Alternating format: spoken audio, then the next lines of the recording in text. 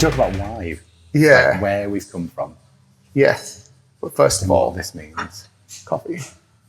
And I will have, sponsored by Slam. Diet Coke.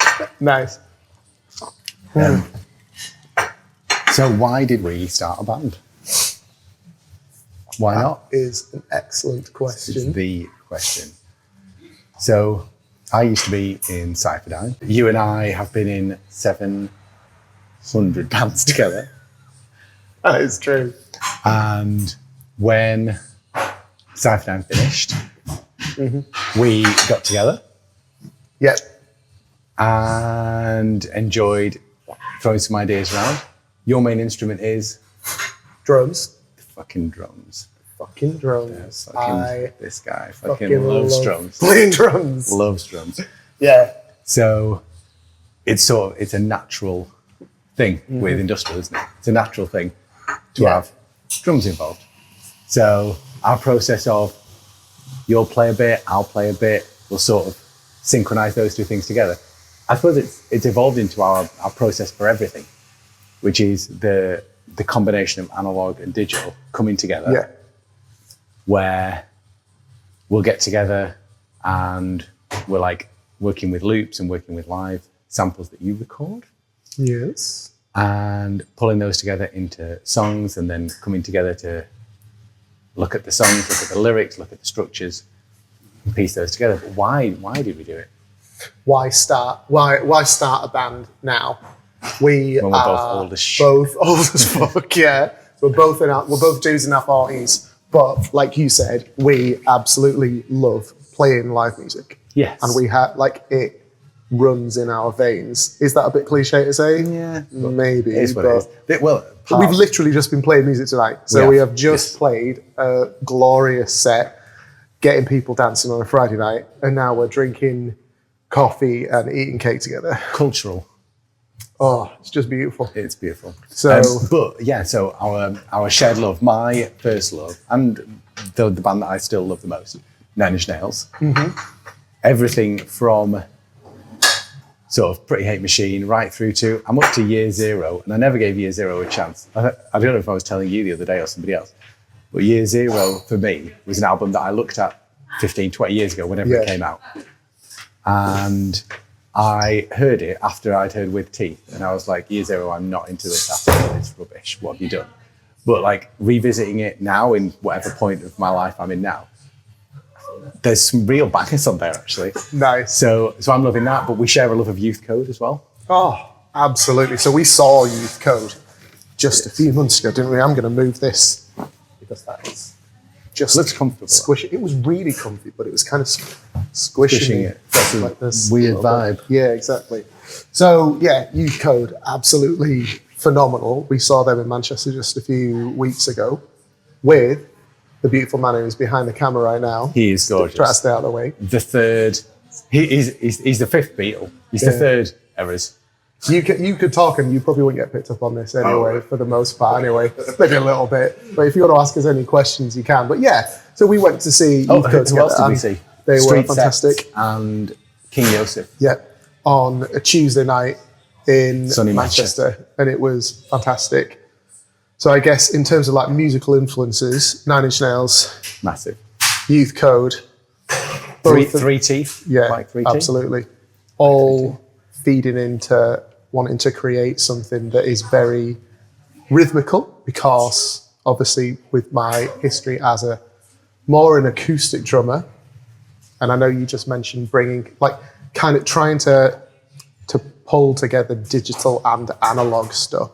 And I guess we can talk more about that in a minute, but yeah, that idea of stuff like being really into music that has a strong rhythm and... But not like the four to the floor, which is like nothing against four to the floor. Well, I mean, like it worked great for Cypherdyne, your old band, didn't it? Yeah. Had a great time. But yeah, having some of those more nuanced rhythms kind of running through it, not necessarily polyrhythms, but lots of kind of fading in and out. Light and shade rhythmically. Yeah. And it's sort of worked in terms of our process, putting together the little musical pieces, which have now evolved into fully fledged songs. Yeah. And our name took a little bit of getting to. Is true. So I guess wanting to make music that has that same feel as Nine Inch Nails, stuff that works really well in a club. You can move to, but you can also listen to in the car and sing along to. Yeah, that'll it has a kind of that real mix of aggression and melody and rhythm all coming together to make something really gnarly. And then the name, so ERRRORS. Once again, you are the mastermind behind that. That's as too always. Kind, thank you. ERRRORS. It came from a lot of different things. I mean, both of us are relatively philosophical. You are doing your PhD in philosophy of sorts. Yeah. And you know what you want to say. Don't know. Daddy, I couldn't think. But that, we're both philosophical. You know what you want to say. Don't know. Daddy, I couldn't think. But that, we're both philosophical. The world is filled with people making mistakes. Sometimes happy accidents, sometimes less so. And even the way that we're spelling our name, I think sort of a celebration, because when I've been in projects before, when we've been in projects before, it's rare that either of us is doing the production for that. There's normally another dude that is really, really good and much better than either of us at making stuff sound good. Andy is incredible at doing that. Yeah. And he does it on a scale that I can't imagine, and he's so meticulous with detail. Whereas I think part of what we're doing is we're embracing the fact that things aren't perfect, and we're not going to set up stuff that is inaccurate and inauthentic about us. So we're sort of embracing our own errors. But then in the spelling of our name, what did we go for? There's an error There's in an it. error, because that's an extra layer, isn't it? Yeah. It's like Inception. But so landing on our name took a little while, because we weren't really sure what our project was saying. But all of our music is about an authentic response to being a person, isn't it? Filled with all the problems and the issues and the mistakes and all those things, and kind of leaning into and accepting those. My music production, the bit that I'm responsible for, I'm not as good as Andy is at that, and I'm sort of okay with it. I'm strive to do better, but he's just further down the line. So we're aware that our music is intrinsically filled with. Yeah. Well, when you and I have chatted about your approach to music production, you've said that you use a broadsword, whereas other people, such as Andy from Cypherdyne, would use a scalpel. Yeah. But you don't take that same approach of getting into the minutiae and the tiny details and making things kind of edited to perfection. And I guess that is in itself reflected in the name, isn't it? And pretty much everything everything you and I have done in the past, we've always tried to really embrace the humanity of it. Yeah, the sort of rough edges and keep them in. So when we've recorded stuff that is different to the ERRRORS project, when we've recorded stuff that's different to ERRRORS, the more kind of analog, rocky stuff we've done, we've still tried to just keep it you've never wanted to kind of quantize my drums. That if there's something that's slightly off the click, or I'm not always the tightest drummer in the world, but I also don't really care that I like the raw energy of it, and I guess trying to get that into something that's electronic. Well, I like a lot of my favorite stuff. A lot of my favorite stuff is filled with real recordings. I love Nine Inch Nails, but I love watching live Nine Inch Nails performances, because it's real people doing things. If you wanted to just listen, it's just karaoke otherwise, isn't it? And I think the way that we will use samples and things like that is all it's a really old school way of doing it, because everything has been on this trajectory of movement towards perfection, and we're not rebelling. We're too old to rebel against it, but where we will gather our samples from it's not like they're coming out of the latest Vengeance sample pack. Yeah. It's, I've heard this sound on an advert, or I've heard this sound in a film, or I've heard this sound in a song sometimes. Yeah. And we'll use that, and we'll stretch it, and we'll slap a filter on it, and we'll EQ it, and we'll compress it, and it'll sound something weird, and then we'll jam that into Pigment, like synth, and it'll sort of sound almost like an instrument. And I kind of like that, and I like that we're using like big textures and stuff like that, like LFO filters for making just solid sounds move a little bit. And I like the sort of the human component of what we're doing, and we're not striving for perfection. When you think of electronic music, it's really easy to sort of just when we talked about it, you'd said about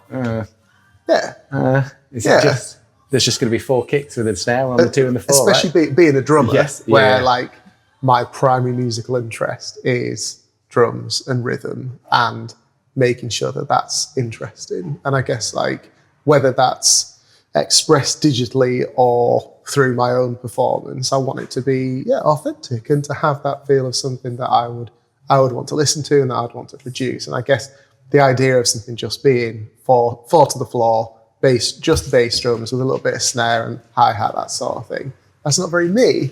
So then when we started exploring like much more textured stuff, how you go from analog, like acoustic drum recordings, and then manipulate it into something that is really like interesting and layered. And when we were talking to King Yosef, and he said that he records all of his stuff like live with the guy from Converge, and it's that sort of like a little spark of he's doing it as well, you know. And like I love his production. Spyro Fear, I think sounds ace, sounds brilliant. And he's using more what I would see as like metal inputs. But sort of packaging that in an industrial sort of box, I guess. So I think that works really well. And I've been learning that what's really beautiful about industrial and electronic music and EBM and everything that's kind of part of that alternative scene is that it will borrow from so many different areas, almost indiscriminately. So you can borrow from metal, you can borrow from rock, you can borrow from 80s synth pop. Well, circling back to Nine Inch Nails, comes back together. Like as my primary influence. Like if you looked at something like Hurt, like really, really slowed down, like piano. But then he's got Dave Grohl doing the drums on With Teeth. Like, I didn't know that. No way, that's so cool. But then when, like, as I'm listening to more to Year Zero, it's much more synthetic. And obviously as he's moved on to like the Tron soundtrack, it's all like not Daft Punky, but not Daft Punky, you know. I need to go back and listen to With Teeth again if that's got Dave Grohl. That's maybe why I love it. When was that then? I want to say, so my mum bought me With Teeth. So it must be like early 90s. I mean, how old am I? Or mid 90s. I'm pretty old. Well, I've already said that we're dudes in our 40s. We are dudes in our 40s. It's quite a funny little story. So my mum, who is like 4 foot nothing, wandering into HMV and saying, "Have you got With Teeth by Nine Inch Nails?" And she's chatting to this guy, and he's like, "I don't know what that is." And then she had to look through the catalogue and like order it for me for my birthday. Nice. Really nice. That is really cute. I can't remember how many. Like that'll be a fair few years ago. I'll have been a late teenager, early 20s. Just try. I think maybe like late 90s, early 2000s, something like that. Before 2010. I would have thought post Nirvana. So then, like, because I'm pretty sure he was looking for. Actually, like, from what I know of him, he like Nirvana ceased to exist, and then he questioned whether or not he's ever going to really play again. And I think that he was invited by certain artists to play and record stuff, and I think that's the reason why. So I wonder if like was Trent Reznor one of those people? I'm sure I've read interviews where he's kind of credited one particular person for kind of ringing him up, and it might have been someone like really. I'm gonna say Tom Petty, but I think it was somebody really like kind of not so much obscure, but not necessarily like obviously connected to Nirvana. Do you know who it was? Let us know. If you know. Let us know in the comments if you see that same video. What does Joe Rogan say? Pull that one up, Jamie. Yeah.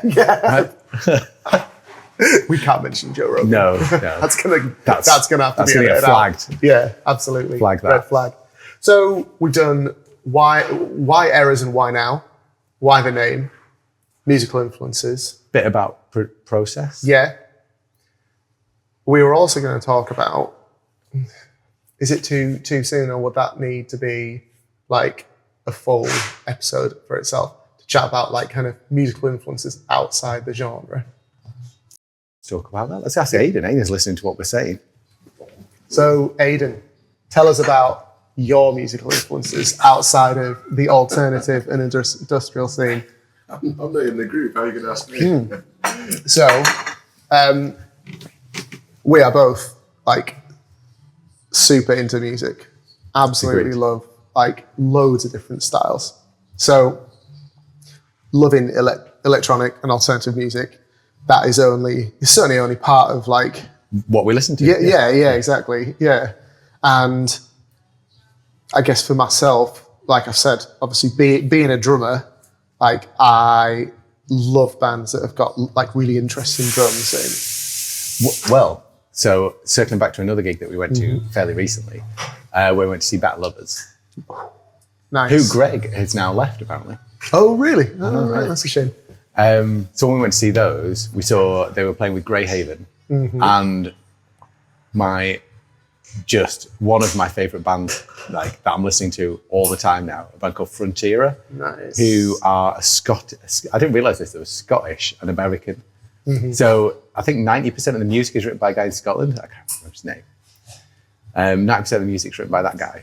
And then he has a live band that he'll play it with. But the singer is based somewhere in America. I want to say Los Angeles, but I just assume everybody in America lives in Los Angeles. Yeah. Why not? And then of all the places to live, I don't know. No frame of reference. But I listen to Frontiera like every other day now, and their music is esoteric at best. Yeah. How did they describe it?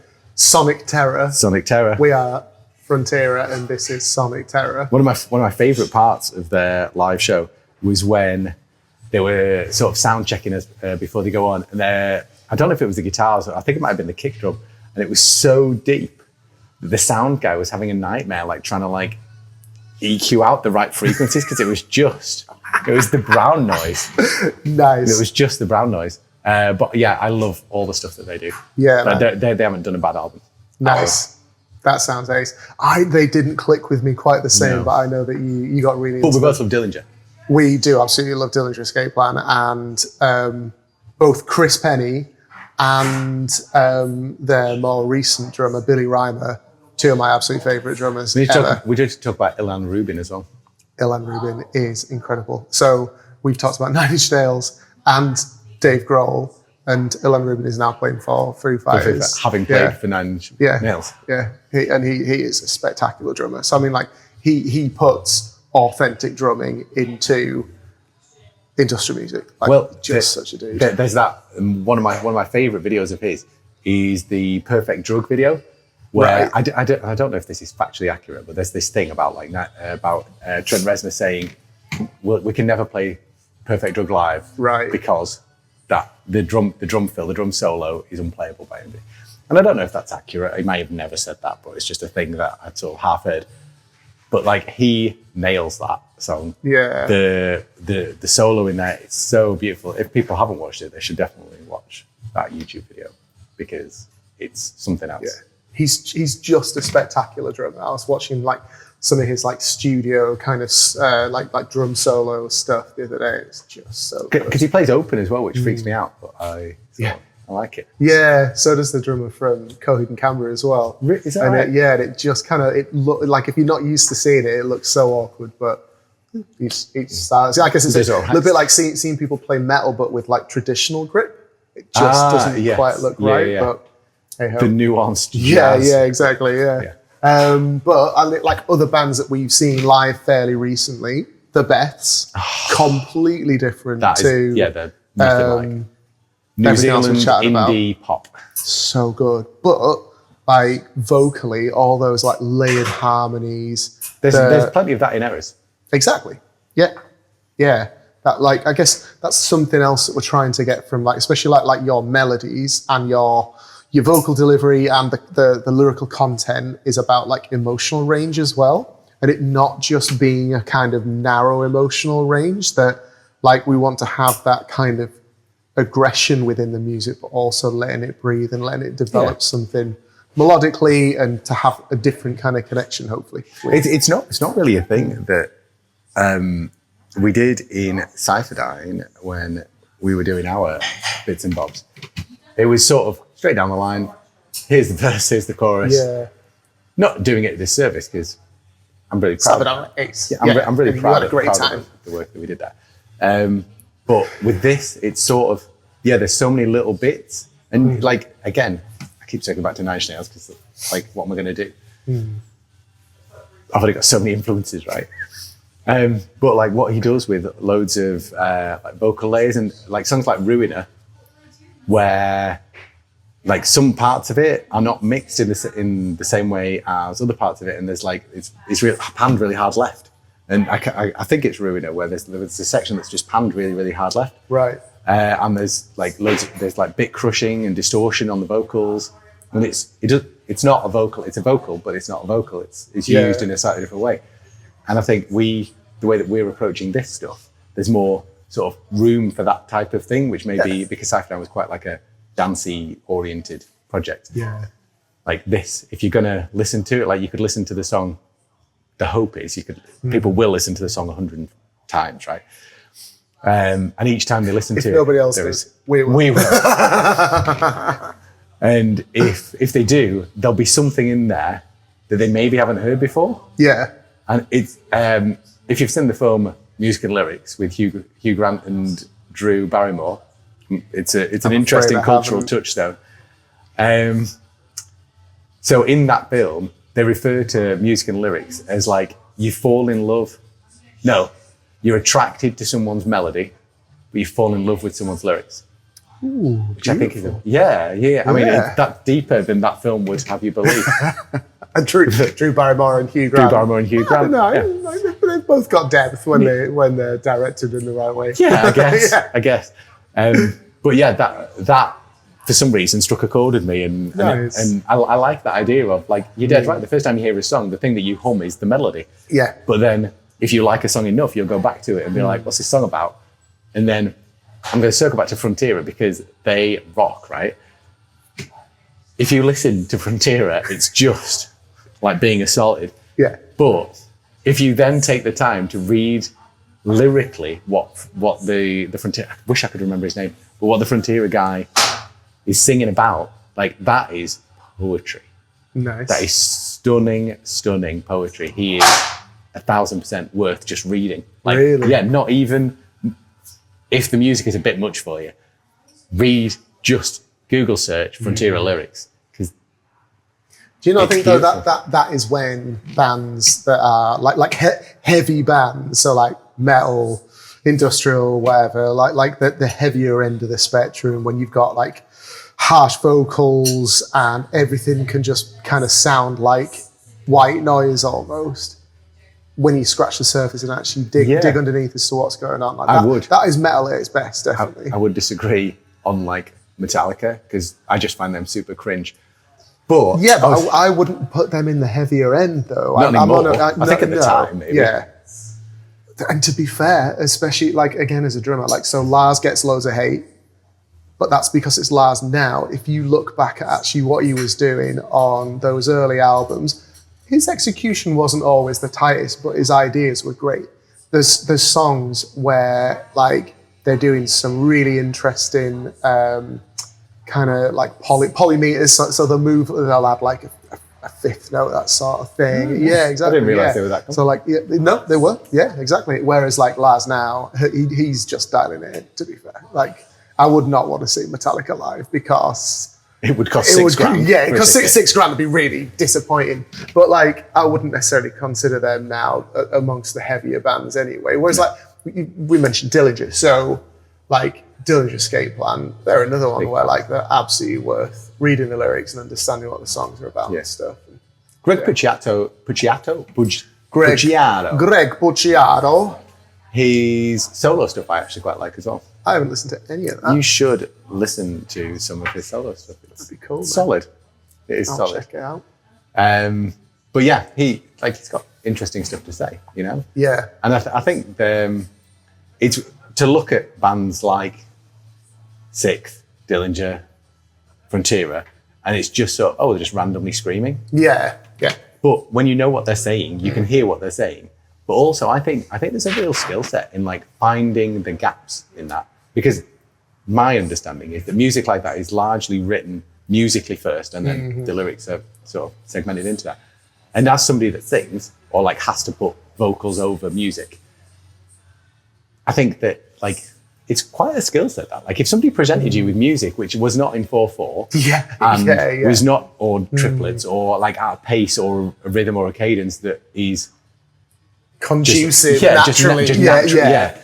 Like, put something over this. Yeah. You could. Hey, this what is do you do with that? 7/16, and we just need a chorus. But then the next bit's just in triplets, and then the next bit after that is 4/4, and the next bit after.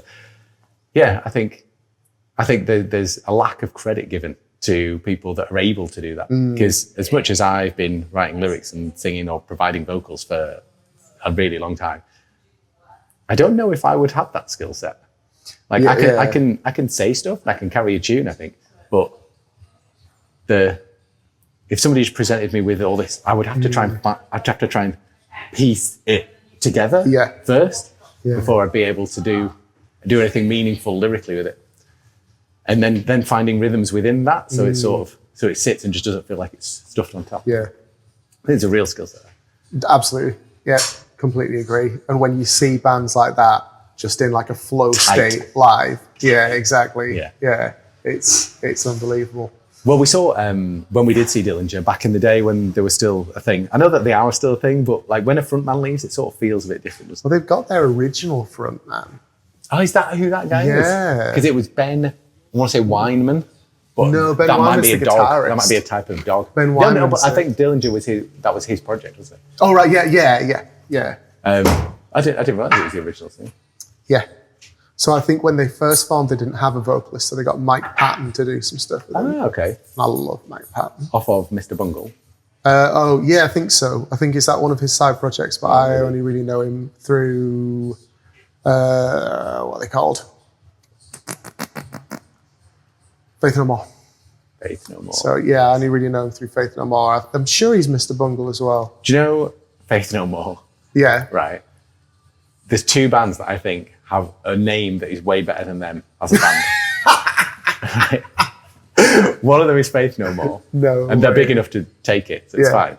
And the second one is Judas Priest. I think Judas Priest, that name is killer. And I think what they deliver sonically doesn't do it justice. I think that's fair enough. Yeah, I get like that with the band The Killers. It's a great name for a band. It is a great name for a band, and I don't dislike The Killers, but it's kind of wasted not being on someone a bit heavier and a bit more aggressive. We were talking about the other day, the Sum 41 album. Yes, all killer, no filler. There is some killer tracks on there, but there's definitely some filler as well. in there. That is true. Or where were we going with that? We were chatting about... so when we went to see Dillinger, yes, we also saw Rollo Tomasi. If you remember Rollo Tomasi, I do remember Rollo Tomasi. Yeah. Because, circling back to other bands that I listen to, I do listen to Rollo Tomasi. Mm-hmm. And I don't know if they're a new band. They're a new band to me called Herriot. H-E-R-I-O-T, like Chariot, but for her, I guess. Yeah, why not? Herriot. Who are we going to see soon? We are going to go and see Although, depending on when this gets released, it may not be soon. It may have already been and gone. May have already been and gone. Yeah, that's true. But well, tonight, coming up, one of the next bands we're going to go and see will be Deviant UK. Yes. Although he hates the UK bit, I guess. So does he really? Deviant, yeah, because he just refers to the band as Deviant. Does it? Okay, fair enough. But, and this may be just a story, which again is like, don't trust anything I say. Not anything. Like most things, trust, but not everything. But what I understand is he doesn't like the UK in it because he named the band Deviant. Fair enough. Yeah. Solid band, band name, I should say. But there was an American band called Deviant. Yeah. So to differentiate, he put a UK as in like and I'm from the UK, not as part of the name. Yeah. And it just sort of stuck. Just stuck. Please tell me that the other band doesn't exist anymore. Because Jay he's been on the scene for a long time, hasn't he? I would say like 50 to 60 years. 500 years ago, Deviant UK. Years ago. Anyway, we're going to go and see Deviant. And a band that we both love, Witch of the Veil. This is where I was going with it. Talk to me about Witch of the Veil. So you introduced me to Witch of the Veil fairly recently, and I love them. They are so cool. I love the atmosphere. I love that kind of just melancholy. We even looked them up, and it turns out they're from, I think, Northern and Island, Scotland. Yeah, so like the Highlands and Islands. I think the Outer Hebrides. Nice. Please tell me I'm right. Just so cool. And everything about their vibe is like... Yeah, when you realise where they're from. Yeah. It's like, just dark, chill, almost like that kind of black metal-y vibe of like, I can see why black metal evolved from Arctic darkness like you're out there in the Great North. 26-hour days. Because I got a message off Ryan, because Witch of the Veil have been kind enough to offer to remix one of our tracks, which is beautiful. Is really cool. And I was chatting to Ryan, and I didn't realise they're married, Ryan and Erin. Married, which is beautiful. That is really cool. And he said that exact thing. He says, I'm sure he won't mind me sharing this. He said that he starts a song, tries to make it heavy, and then it just gets sad.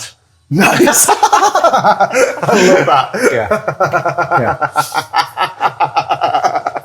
Yeah. Again, they're like, their stuff doesn't feel forced, does it? It's not like they're like trying to be this broody thing. Yeah. Like it's just natural and organic. If stuff comes out naturally, it's right, isn't it? I absolutely love it. I'd start off right with heavy song and it just gets sad.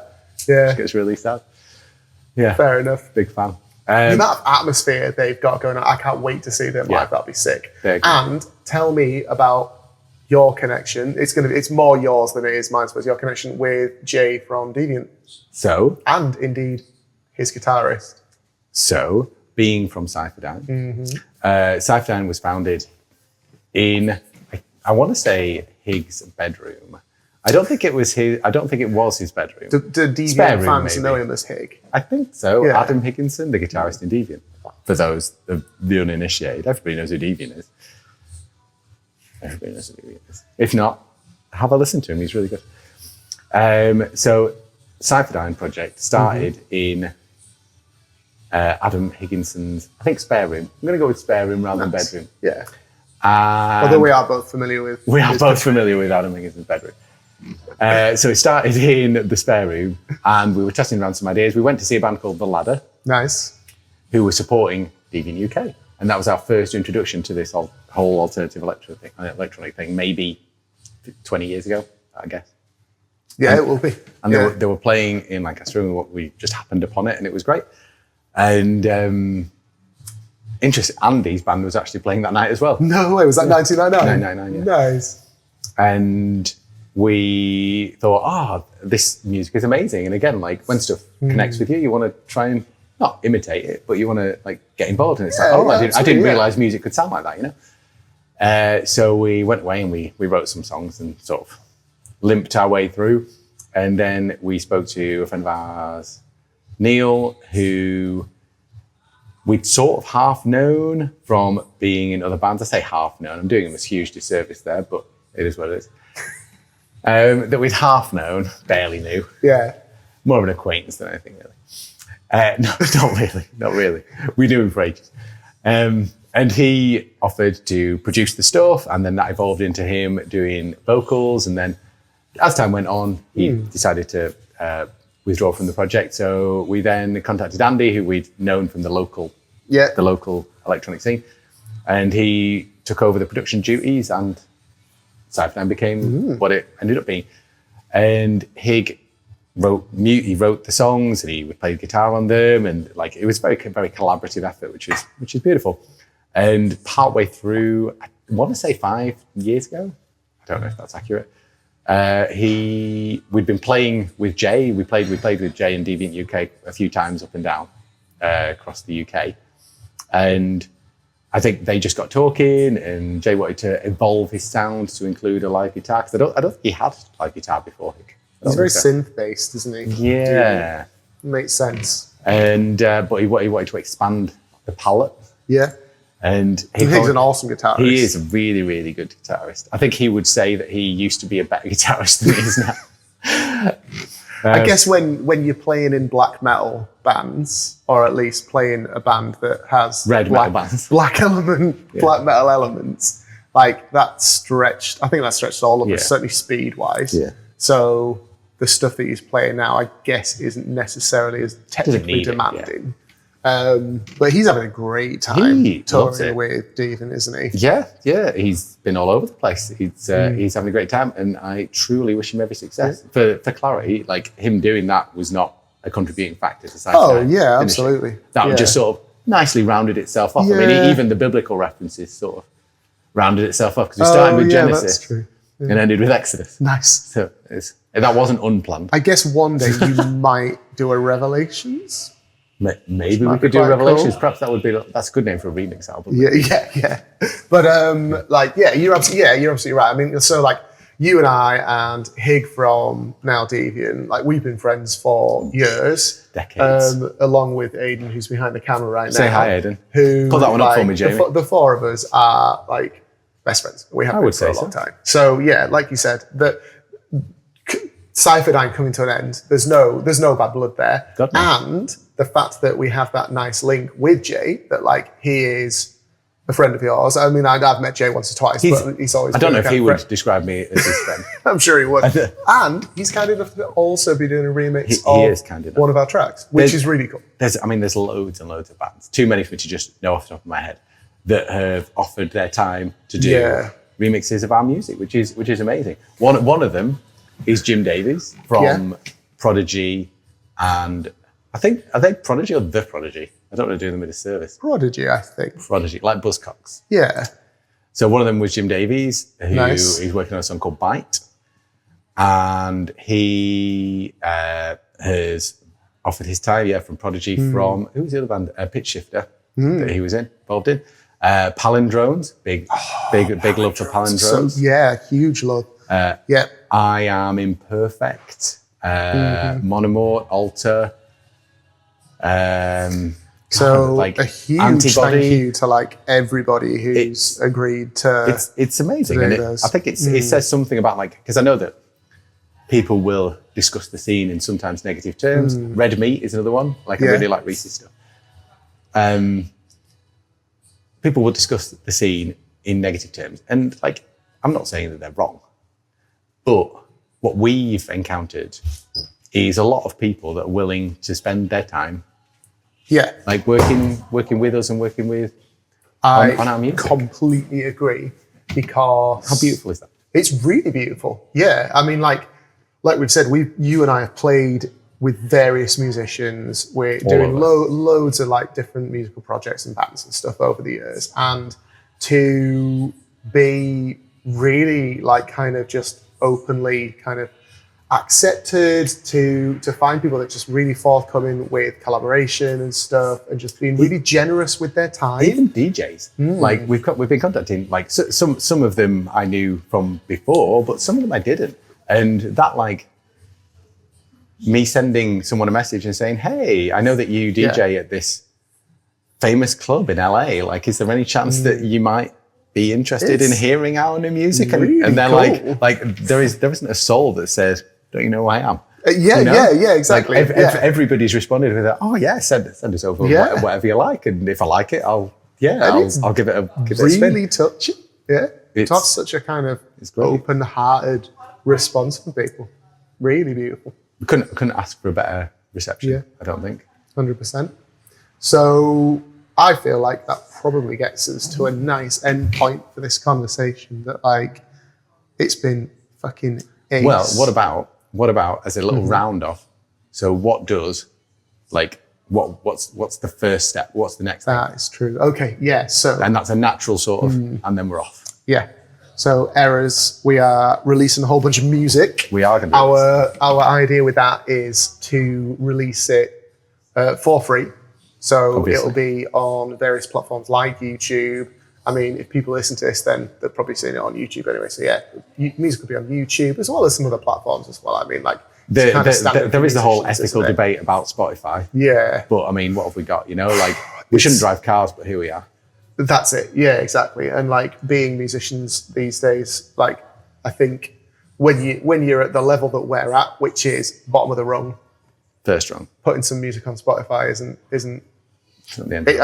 It just kind of there's no other alternatives. But we'll be putting stuff on Bandcamp, and there'll be other kind of online stuff going on. We're going to try and be really active on social media, on like Facebook and YouTube, so that then like we want to build a community online of people that are interested in our music and what's going on. So then we can say hey to you when we start playing some gigs.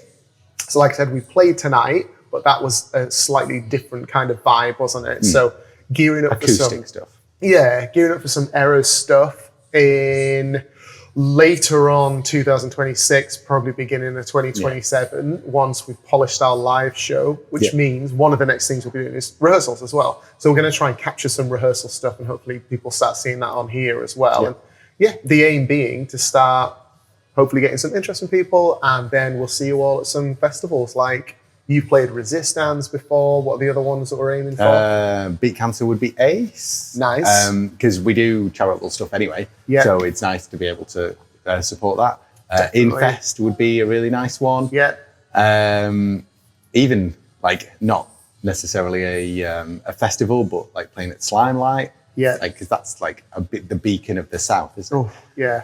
And I mean, we are staunch Northerners, but we'll do our best to get past the north-south divide.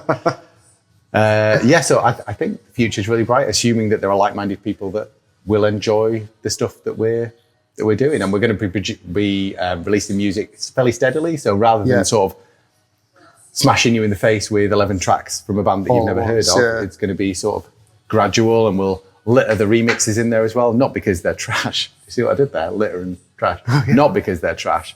It's just a turn of phrase. But no, we're going to sprinkle the remixes. We're going to sprinkle them. Yeah. But yeah, there are so many people that I haven't said thank you to and acknowledged their own personal projects. But what we'll do is, if you're watching this, we'll put some links and stuff underneath for everybody else's bits and bobs. Because there's huge stuff like. Yeah. And I know you're totally open to like reciprocating with the remixes and stuff as well. So our first remix is for a band called Defeat, who we've sort of done a bit of a swapsy on, which is nice. Excellent. And if there's anybody that you would like to remix our stuff, then link them, let them know. Yeah, we'll pop some links below. Yeah. So that'd be cool. So I mean, like you'll be able to, you can contact us. We've got the email in. We'll pop it in the stuff below. It'll also be on our page. You can contact us via Facebook. Cool. Thank you so much. No problem. Thank you. Yeah, no problem at all. So you'll be able to contact us through the links below. So Facebook, email, all the usual stuff. And please, subscribe us. Subscribe to us. Subscribe, all that bit. Don't forget. I've always wanted to say it. Go on, then. Don't forget to like and subscribe. Oh, dude. On it. And don't forget to ring the bell for notifications. Hit the bell for notifications. Oh man, I was close. There you go. I was close. You can tell I'm old. But also follow us on Facebook. Yes. Because Facebook is going to be like, there are people that do better on Instagram, on Twitter, on the kids use TikTok, right? I guess. To be fair, I've never been on TikTok, so I have no idea. Facebook is Facebook and YouTube. Stick with Facebook and YouTube, right? We've only got so much energy to do this stuff. So I think we'll be spreading ourselves between Facebook and YouTube. But yeah, we'd love to hear from you guys. So leave some comments, and yeah, thank you so much for watching. Thanks very much.